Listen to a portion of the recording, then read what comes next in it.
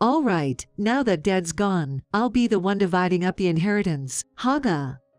As soon as the funeral for Henry, my husband, was over, my eldest son, Steve, started talking about the inheritance. What? Why would you do that? Sean, his younger brother, made a puzzled face, to which Steve grinned. Because Dad passed away suddenly, meaning he didn't leave a will, right? So, as the eldest, it's my job to divide it. I was dumbfounded by Steve's words, and could only stare in astonishment. First, I'll inherit all the real estate Dad owned. Mom gets this house, and Sean, you'll get the money in Dad's bank account. I was furious at Steve's selfishness. Henry had been sending money every month to support our financially irresponsible son Steve and his wife. Yet, Steve, ungrateful and not even mourning, was only thinking about money. I couldn't forgive him. During that time, Sean came to me with a suggestion. And I, determined to get back at my selfish eldest son and his wife, made up my mind. I am 75 years old. I married Henry, a salesman, and we've had 50 years together. I gave birth to our eldest son, Steve, when I was 27. My first experience of childbirth and parenting was a series of unfamiliar challenges, so overwhelming that I almost gave up. 3 years later, I gave birth to Sean, our second son. I thought this second time around would be easier due to experience, but it just meant double the trouble with another child. Raising 2 boys was, even now, a memory of exhausting days. However, once the children married and it was just Henry and I again, those busy days became fond memories. Henry, though just a salesman, earned enough for our family of 4 to live comfortably, so we never struggled with money. After the kids graduated from college and we started having a bit more financial breathing room, Henry began investing in real estate. I didn't know much about it, but he assured me that he was doing it to secure a stable income for our retirement, so I shouldn't worry. I respected and trusted Henry, believing we would enjoy a peaceful retirement without any money troubles. But reality wasn't so kind. Steve, who had always been serious, failed in his job search and started spending his days drinking and squandering money. Steve had always been a good student, advancing to the highest-ranking high school in our county, and maintained decent grades. The neighbors praised him as a son to be proud of, and he seemed pleased about it. He even went to a fairly well-known private university in New York. As parents, we were proud of Steve and never doubted he would land a job at a good company. But the moment Steve left his hometown and moved to New York, he was hit with reality. There were countless people more talented than him, and he failed at numerous job interviews with famous companies. Eventually, he returned home and got a job at a decent company. It seems a few of his middle school classmates were working at this same company. Steve ended up working under classmates who had gone to high schools with much lower academic standings and had gotten jobs after community college. This seemed to wound Steve's pride, and he began drinking daily to the point of losing his memories. "Steve, you should stop bar hopping so much. It's bad for your health." "What? Shut up, old man. Just lend me some money. My salary is too low to even go out drinking." "I just lent you money recently, didn't I? I can't keep lending you tens of thousands like this." When Henry said that, Steve smashed a glass he was holding. "You're sitting on money, yet you won't even lend any to your own son, so because I failed to get a good job, I'm nothing to you now. Sorry for not being your perfect son." "That's not it at all." "Then you'll lend me the money, right?" Henry, after a moment of thought, reluctantly handed Steve some money. I couldn't stand up to Steve, who was physically strong and imposing, so I just quietly cleaned up the broken glass. Steve seemed to feel inferior to his younger brother, Sean, too. Sean graduated from a local state university's law school and is now working as a lawyer. Both Steve, working at a general company, and Sean, working as a lawyer, are precious sons to me who I see as admirable. but no matter how much I express this, it only results in pushback. Sean married a woman he had dated since his college days, and now lives nearby. However, even past 30, Steve continued to drink daily and had flashy relationships with women. Bad rumors about him began to spread in the neighborhood. The fact that he was borrowing over $1,000 from Henry almost every month made me worry about his future. Then, a few years later, when Steve turned 38, he brought home a woman named Mary, saying he wanted to marry her.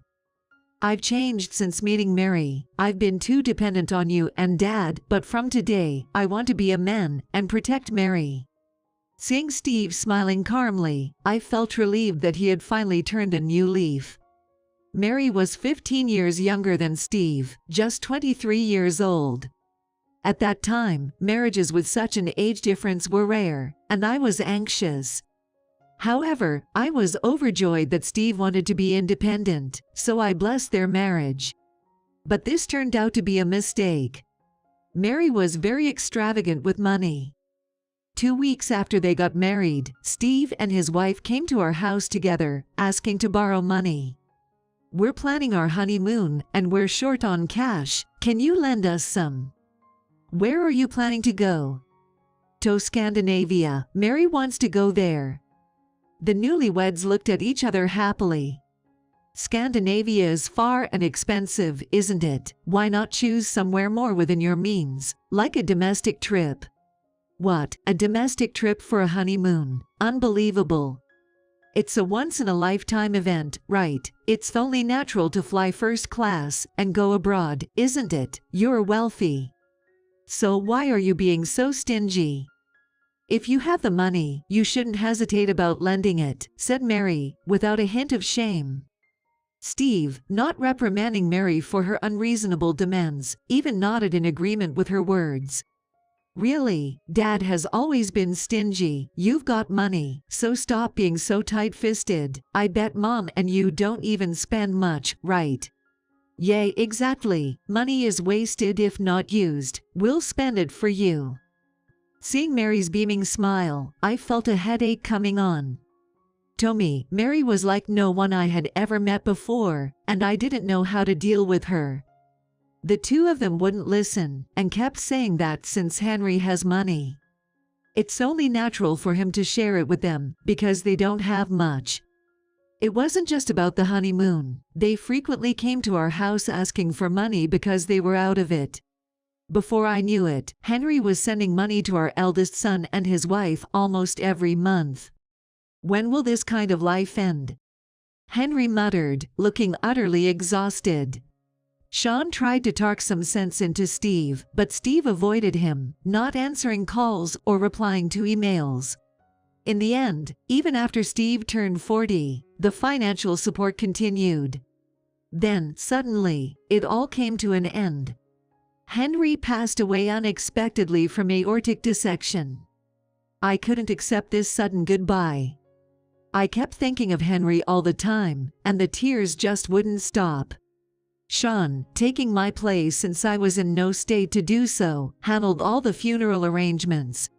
He managed everything from organizing the funeral parlor to contacting relatives. And despite his own grief, he made sure the funeral went smoothly. Surrounded by former colleagues, neighbors, and lifelong friends, Henry embarked on his journey to heaven. And then, back at home after the funeral, having tea with my sons and their wives, Steve suddenly stood up. "All right, now that Dad's gone, I'll be the one dividing up the inheritance, Haga." "What? Why would you do that?" "Dad passing away suddenly means he didn't leave a will, right? So, as the eldest, it's my job to divide things." I was dumbfounded by Steve's words, and could only stare in astonishment. "First, I'll inherit all the real estate Dad owned. Mom gets this house, and Sean, you'll get the money in Dad's bank account. Henry's account doesn't have much money in it. At most, there might be around $5,000. The few $100,000 Henry had saved as a frugal man had all been spent on supporting Steve and his wife. Steve knew this and was probably trying to leave Sean with only the small amount in the account. Sean, you're making money, so you'll be fine, right? And Mom, you're getting on in years, so you don't need it. I'll take it, okay? Steve's selfish words ignited frustration in me. Then, no more financial support from now on. What, you should just hurry up and die too, old lady. At Mary's words, Sean sighed. Then, he said something surprising. All right, then Mom and I will give up our inheritance. We renounce it. Sean, what are you saying? As I exclaimed in shock, Sean whispered in my ear, reassuring me. I don't need the money, and I'll take care of Mom. So, Steve, you and your wife can inherit everything from Dad. You can even live in this house if you want. Hearing Sean's words, Steve's eyes lit up. Well, you're a reasonable one. Just don't come back later asking for inheritance, okay, Haga? Of course, but I have one condition. Can I handle the inheritance procedures? I know a lot of accountants and lawyers. That's no problem at all. In fact, it's exactly what I wanted. With Dad's inheritance, we can live it up. Yay, there's this bag I've been wanting, and I want to go on a trip. Steve and his wife left, excitedly talking about all the things they wanted to do with the inheritance. I glared at Sean. Why did you say that? I don't want Steve, who doesn't even mourn his father's passing, to have the inheritance, and this house is full of precious memories. Don't worry, I have a plan. Sean said, smiling slyly at me. Let's get back at Steve. Then, Sean began to explain his plan for revenge. I was speechless at the idea. You'll help me, right, Mom? I nodded immediately at Sean's words. I no longer loved Steve as a son, after using Henry's money recklessly for so long. He still only thought about money even right after his father's death. I vowed to teach him a painful lesson. 3 months later, I had moved into Sean and his wife's house. All the inheritance procedures are completed. Dad's entire estate has now gone to Steve. So, everything is ready then. Everything's perfect now. After breakfast, Sean confidently said this as we slowly sipped our coffee. Suddenly, the doorbell rang. The monitor showed Steve and his wife. What brings you here so early on a Sunday, Steve? What brings us? What is the meaning of this? Steve's angry voice echoed. Sean remained calm and unflustered in the face of Steve's fury. Don't shout, it's disturbing the neighbors. I'm coming to open the door, just wait. Saying this, he opened the door to find Steve and his wife standing there, looking furious. Hey, we got a collection notice from the bank. What's this about? Yay, we haven't borrowed any money from the bank. When I called the bank, they said it was a debt Dad had taken out. Why do I have to pay it? Explain. Facing an infuriated Steve, Sean let out a sigh. That's obvious, isn't it? You inherited Dad's estate. What? So why am I losing money because I inherited it? It's not inheritance tax, is it? Right. Besides the money mentioned in the collection notice, you'll also have to pay inheritance tax. The notice is about repaying the debts Dad had. Dad had debts. What are you talking about? Dad was wealthy, right? His apartment was worth hundreds of thousands of dollars, and he was earning thousands in rent every month. Sean shrugged in exasperation. Technically, it wasn't debt but a loan he had taken out. It's common for real estate investors to borrow money from the bank to buy properties, and then pay it back while earning rental income. On the day of Henry's funeral, after Steve and his wife had left, Sean told me about the debt Henry had. Just 2 months before his passing, he had purchased an apartment worth over $500,000, and there was a significant amount to be repaid to the bank. Since debts are also part of the inheritance, Sean advised that it would be better to renounce it, and he handled the procedures for me. If we had all inherited, the debt would have been divided into 3 parts. But since you, Steve, inherited everything, you also inherited the entire debt. What's this all about? Pretending to be rich, but actually just borrowing from the bank, just to show off, old man. How could you say such a thing? I glared at Mary, who couldn't help but click her tongue. Don't get so angry. It's not just a debt, it was a loan, days rental income, so just repay it monthly. We're angry because we don't have that kind of money. We thought we were getting a fortune, and went on a trip just yesterday.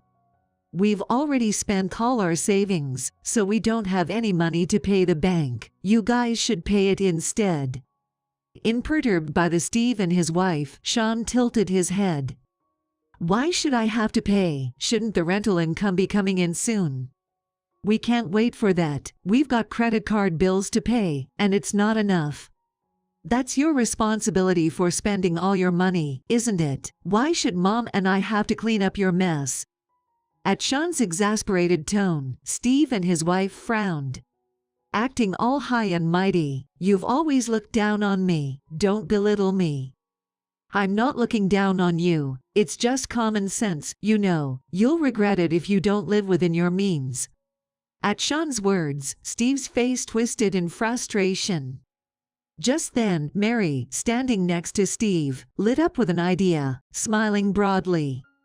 If there's already a debt, maybe it's better to renounce the inheritance, right? If Mom and Sean could do it, Steve can too, right?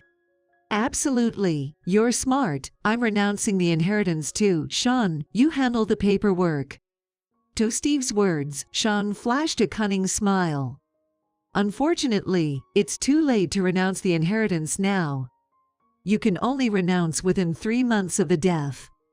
It's been over 3 months since Dad passed away, so Steve, you have no choice but to accept the inheritance. What? That's so unfair. Yay, escaping debt while leaving us with it, cowards. I struggled to suppress my laughter at the stomping and fuming couple. I never thought it would turn out exactly as Sean had predicted. Sean had purposely delayed the inheritance process, claiming it took time, waiting until the 3-month mark had passed. By informing them about the inheritance right after that period, he ensured they couldn't renounce it. Legally, Steve is responsible for the debt, so it's no longer our concern. If repayment is tough, why not sell the apartment and turn it into cash? If we do that, we'll lose our passive income. Right, you either continue to earn rental income while repaying monthly, or sell the apartment now to repay the debt. It's your decision, Steve. Steve was fidgeting irritably. Well, now that you understand the notice, can you leave? It's still early in the morning. And I don't want my day off to be disturbed. Seeing Sean eager for them to leave, Steve and his wife began to panic. Wait. The discussion isn't over. We don't have any money right now. Please, just for this month, could you pay it for us? Sorry, but that's impossible. I've got heavy expenses this month too. Don't be like that. We're brothers, aren't we? Brothers should help each other, Sean. You've got a good income and must have some savings. Hearing this, Sean burst into laughter. Is that something that someone who only thinks about themselves should say? You were the one who wanted more of the inheritance, remember? You didn't even help with the funeral arrangements. Don't talk about brotherhood only when it suits you. I'm sorry, but I'm not working to support my brother. Dad might have helped you with money, but I won't give you any financial aid, Sean firmly told Steve. Despite Steve always feeling inferior and hurling insults, Sean had never retorted until now. But it was evident this had been a significant stress for Sean. He coldly confessed his long-standing dislike for Steve, who just idled and never made an effort. Sean's tone was unlike anything heard before. When Steve realized he wouldn't get help from Sean, he desperately turned to me. Mom, please, just a bit of money. Can you lend me some? That's impossible. Don't say that. Here's an idea. Let's live together. We could use your mom's pension to pay the bank. And you wouldn't have to worry about living costs, right? Losing my patience with Mary's gleaming eyes, as if she had just come up with a brilliant idea, I snapped. Enough of this. How can you expect me to live with someone who tells me to drop dead? That was just a joke, right, Mary? You can't be serious. Yes, exactly. It was just dark humor. Don't be mad. My eldest son and his wife, sweating, desperately grabbed my shoulders.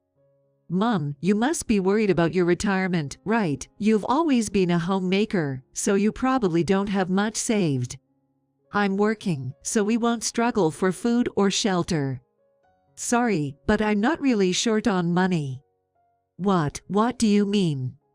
Seeing their puzzled faces, I decided to explain everything. Actually, Henry had told me to deposit any leftover money into my account that was meant for living expenses. I was told to use the money as I liked, but since I had nothing I particularly wanted, it just kept accumulating. Now, I have almost $200,000 in my account. If you have that much money, lend me some. Your son is in such trouble, right? Come on, Mom. Steve's pleading, with his eyebrows furrowed, only exasperated me. Can you stop? You, who didn't even mourn your father's passing, are no son of mine. Besides, I told you no more financial support, didn't I? So, I'm not giving you a single penny. Please, listen. The truth is, I've been hiding it, but I'm in debt. I wanted a larger inheritance to pay off my debts. I'm already struggling to repay them, let alone cover Dad's share too. Steve's sudden confession didn't really surprise me. He earned about $30,000 a year, but went on overseas trips and wore designer clothes from head to toe. I had thought that even with Henry lending him money, it wouldn't be enough. No wonder you're always thinking about money. If you have debts, you should live more modestly and focus on paying them back. Despite being in debt, Steve and his wife indulged in luxuries like buying designer bags. They likely used the money they got from Henry to pay off their debts until now. It seems they were naively thinking that if they got the inheritance, they could pay off all their debts and then just relax and have fun. Mom, help us out. I know we've been wrong in the past. We'll take care of you in your old age. We'll do anything. I don't need you to look after me in my old age. I have enough money to consider a retirement home, and I have Sean with me. Exactly. I'll take care of Mom, so don't worry. Maybe you should just focus on yourself, big brother. Damn it. Why is this happening? Steve repeatedly punched the floor in frustration. Sean then grabbed Steve by the arm and led him to the front door. Can you just stay out of our lives from now on? Bye. Hey, are you seriously kicking us out? We're not done talking. At least lend us enough for this month's payment. Sean and I exchanged incredulous looks. The debt is your responsibility. If you had talked to us sooner, we could have helped a bit, but I can't be kind to someone who tries to swindle money like this. By the way, even if you're family, lying to borrow money and not repaying it can lead to fraud charges. You should be grateful you're not being sued and just leave. Fraud, that was never our intention. Mary clutched her mouth, trembling. As if they had realized the gravity of their actions, Sean pushed Steve and his wife, who had gone quiet, out of the front door. Wait, Sean, Mom, I'm sorry, I was wrong, please. Please, don't be mean, forgive us, we're sorry. Steve and his wife were apologizing loudly like elementary school kids, but we didn't respond at all. Feeling the awkward stares of the neighbors, Steve and his wife reluctantly went back to their house. It turns out they ended up selling their condo. However, as Sean predicted, the sale price was lower than the purchase price, leaving them with about $50,000 in debt. Originally, Steve had nearly $200,000 in debt and seemed to have filed for bankruptcy due to repayment difficulties. Their house, car, and designer items were seized, and now they are living in a rundown apartment without a bath. I heard that Mary, who was after the money, asked for a divorce the moment she realized she couldn't get any inheritance from Steve. Steve, refusing to accept a divorce just because things got tough, rejected her request. They're still in dispute about the divorce, and it seems to have turned into a messy situation. And as for me, I was able to reacquire the house I once shared with Henry. Sean bought back the house when it was put up for sale. Although the house has aged a bit over the years, it remains precious to me, filled with memories of Henry and the kids. I'm truly happy to be able to live again in this irreplaceable home. Worried about me living alone? Sean and his wife come to visit every week, bringing back a sense of joy and happiness to my life. Honestly, I still often feel sad remembering Henry. But I cherish the happy memories and plan to live the rest of my life treasuring every moment.